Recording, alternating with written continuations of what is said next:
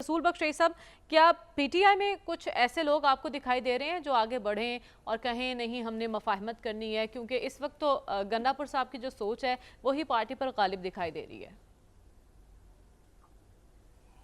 पहले तो हम गंडापुर साहब की सोच के बारे में बात करते हैं कि घबराने की बात नहीं है। इनकलाब ना वो ला सकते हैं ना इनकलाब पाकिस्तान में आने हैं। जितना इनकलाब दुनिया में बल्कि आने थे वो आ चुके हैं, और उनके जो नताइज अवाम ने और दुनिया ने भुगते हैं वो भी सबको मालूम है। इनकलाब की जब बातें करते हैं तो इसका मतलब ये है कि आपने कुछ नहीं करना, ये सिर्फ नाराबाजी है। तो ये नाराबाजी से सिर्फ जज्बात भड़काए जा सकते हैं, कुछ नहीं हो सकता। और इनकलाब के लिए आपके पास कोई नज़रिया होना चाहिए। कौन सा नज़रिया है जिसके मुताबिक आप पाकिस्तान में इनकलाब ला रहे हैं? एक मज़ाहमत की सियासत आप कह सकते हैं, लेकिन मज़ाहमत वो किसके ख़िलाफ़ कर रहे हैं, ये भी ज़रा सोचने की बात है। और मज़ाहमत की सियासत करने के लिए भी एक सियासी जमात कभी पाकिस्तान की तारीख़ में कामयाब नहीं हुई। अगर कोई मज़ाहमत की सियासत कामयाब हुई है, 3-4 मौक़े पाकिस्तान की तारीख़ में ऐसे आए हैं। अयूब खान के ख़िलाफ़ तारीख़ थी, भुट्टो साहब के ख़िलाफ़ तहरीक थी, और किसी हद तक जनरल ज़िया-उल हक़ साहब के ख़िलाफ़ तहरीक थी, या मुशर्रफ साहब के ख़िलाफ़ जो वकला की और सियासी जमातों की तहरीक थी अदलिया की आज़ादी के लिए।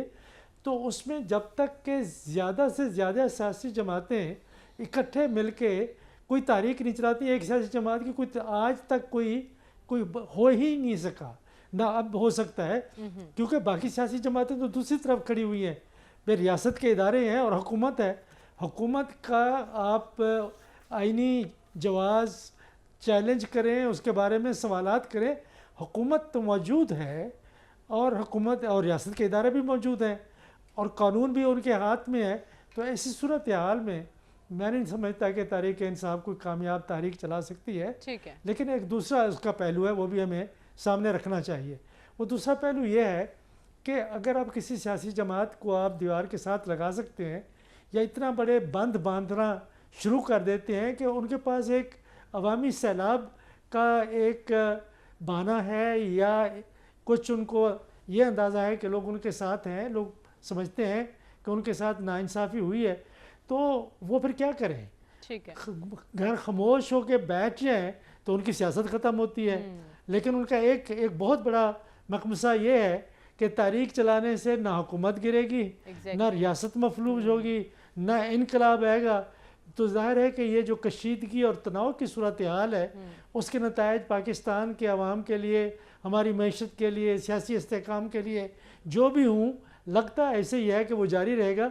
जहाँ तक संजीदा अफराद का ताल्लुक है, उनकी कोई हैसियत नहीं है किसी सियासी जमात में भी। ठीक है, आप कह रहे हैं असल हैसियत है जिस तरह बानी है, जिस तरह जरदारी साहब हैं, जिस तरह नवाज शरीफ साहब हैं। मज़ाहमत की सियासत कभी कामयाब नहीं हुई, और तहरीक इंसाफ की सियासत और ये जो तहरीक है आपको कामयाब होती दिखाई नहीं दे रही। रसूल बख्श रईस साहब, क्या लगता है आपको कोई अवामी तहरीक पीटीआई और जमात इस्लामी एक प्लेटफॉर्म पर आ सकते हैं सामने? जमात इस्लामी ये तो बताया लोगों को भी और आवाम को भी और पाकिस्तान की हुकूमत को भी कि वो रिलीफ कैसे दे। कि रिलीफ देने के 3 तरीके हो सकते हैं। एक तो ये है कि आप बिजली के मुआहदे आपकी हुकूमतों ने माजी में किए हैं, और इक़्तिदार आला की उन्होंने ज़मानत दी है, तो उनको आप अगर अपने तौर पे आप उनको कैंसिल करते हैं तो उनकी पेनल्टीज इतना है कि आप देते देते आप अपनी मईशत तबाह कर देंगे, कुछ भी हासिल नहीं कर सकेंगे। दूसरा तरीका यह है कि उनके साथ बैठ के आप गुफ्तगू करें। वो हुकूमत कहती है कि हम कर रहे हैं, और ये अच्छी बात है कि जमात इस्लामी ने इस मसले को उजागर किया है कि मुआहदे गलत हुए हैं। लेकिन जब मुआहदे हो रहे थे उस वक्त हमारे जैसे लोगों ने तो आवाज़ उठाई थी, अखबारों में लिखा था, बात की थी। ये शुरू की बात है। जमात इस्लामी उस वक्त कहाँ थी? ये लोग कहाँ सो रहे थे? कि सियासी जमातों को उस वक्त कहना चाहिए था कि ये गलत मुआहदे हो रहे हैं, जो मुआहदे हो रहे हैं वो आवाम के सामने रखें। तो जमात इस्लामी ने आते आते काफ़ी देर कर दिया इस बारे में। और अगर हम उनके साथ मुज़ाकरा दोबारा करना चाहते हैं, रिविज़िट करना चाहते हैं, तो ये सिर्फ हमारी तरफ से नहीं कि वो करना चाहते हैं या नहीं करना चाहते हैं।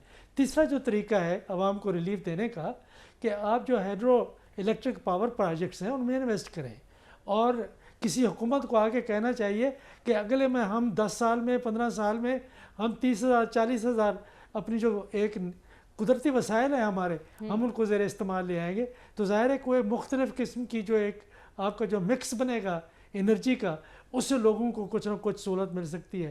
یہ احتجاج کرنے سے اور یہ دھرنے دینے سے میں نہیں سمجھتا کہ عوام کو ریلیف مل سکتی ہے, کیونکہ مسائل جڑے ہوئے ہیں ان معاہدات سے جو پیپلز پارٹی کی حکومت, مسلم لیگ نون کی حکومت نے کی, مشرف کی حکومت نے کی, اور یہ بھی ہے کہ تحریک انصاف نے ان میں ان کو مزید آگے کر دیا. تو یہ انتہائی اہم بات ہے انہوں نے اٹھائی ہے کہ یہ انرجی سیکٹر کی اصلاحات ہمیں لانی ہوں گی, لیکن کب لانی ہوں گی, کب وہ لا سکتے ہیں اور کیا ہو سکتا ہے. جلسوں سے اور احتجاج سے تو اپنے مقاصد حاصل نہیں کیے جا سکتے. پوائنٹ یہ ہے رسول بخش صاحب کے مسائل تو سارے پیپلز پارٹی کے ساتھ ہیں MQM کے, لیکن آنکھیں وہ نون لیگ کو دکھا رہی ہے کہ آپ اپنا قبلہ درست کر لیں اور جب پانی سر سے گزر جائے گا تو پھر ہم سے گلہ نہ کیجیے گا. یہ کیا ہو رہا ہے؟ میرا نہیں خیال ہے کہ پانی سر سے گزرے گا. پانی نہیں ہوگا تو سر سے کہاں گزرے گا. اگر پانی ہوگا تو سر نہیں ہوگا, سر ہوگا تو پانی نہیں ہوگا. تو یہ MQM کہیں نہیں جا رہی, اسی تنخواہ کے اوپر کام کرتی رہے گی. اور جو ان کے مطالبات ہیں وہ کہ کوٹا سسٹم کو ختم کریں, یہ کوٹا سسٹم پیپلز پارٹی ختم کبھی نہیں ہونے دے گی, اور جو سندھ انٹیریئر کے لوگ ہیں وہ کبھی ختم نہیں ہونے دیں گے, اور یہ اس طریقے سے چلے گا. اس کی بنیادی وجہ یہ نہیں ہے, یہ درست نہیں ہے کہ جو شہری علاقے ہیں ان کو نمائندگی نہیں مل رہی. آبادی کے لحاظ سے ان کو نوکریوں میں جو صوبہ سندھ کی نوکریاں ہیں یا مرکز کی نوکریاں ہیں, ان کو اپنی آبادی کے لحاظ سے ان کی نمائندگی وہاں پہ موجود ہے. اور یہ اتنا بڑا کنٹروورشل ایشو ہے کہ اس کا ہونا بھی ایک کنٹروورشل تھا, اور اب اس کو دوبارہ چھیڑنا بھی بہت بڑا کنٹروورشل ہے. تو میں نہیں سمجھتا کہ پیپلز پارٹی حکومت اپنی ختم کر دے کہ مرکز میں اتحادی نہیں رہے گی, لیکن یہ نہیں ہو سکتا کہ وہ کوٹا سسٹم کے ایشو پہ MQM کا ساتھ دے. تو یہ بالکل درست کہا زاہد صاحب نے کہ وہ اگر شکایت بھی نہیں کریں گے تو پھر ان کا سیاسی وجود جو ہے وہ سب جانتے ہیں, اور جو بناتا ہے ان کا وجود وہ بھی ہم جانتے ہیں.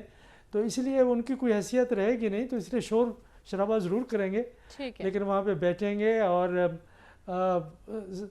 ووٹ ایسے ہاتھ بڑے بڑے کر کے ووٹ جو ہے وہ عینی ترمیم کے حق میں دیں گے. شور شرابہ ضرور کریں گے, لیکن کوئی چارہ نہیں ہے ان کے پاس یہ کرنے کے سوا.